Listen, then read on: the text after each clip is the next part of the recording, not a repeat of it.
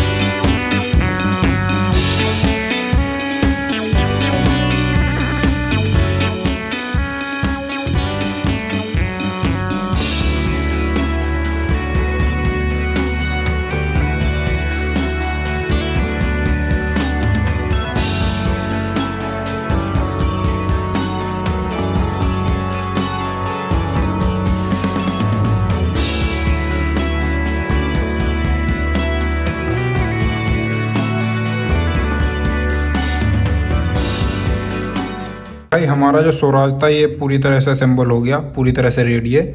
और हमने इसका म्यूजिक सिस्टम भी बना लिया डमी वाला, टायर वगैरह आप सबको सब चीज़ दिखा दी। अब इस पे करेंगे हम पेंट। प्रॉपर पेंट होने के बाद देखेंगे भाई इसकी लुक कैसी आ रही है। और ये हमने रूफ नहीं लगाया यहाँ पे, हमने ये स्पीकरों का सेट बनाया है एक छोटा सा, इसको यहाँ पे फिक्स कर देंगे। तो अभी करते हैं भाई इस पे पेंट और देखते हैं कि इसकी लुक कैसी आएगी। काफ़ी खतरनाक लग रहा है।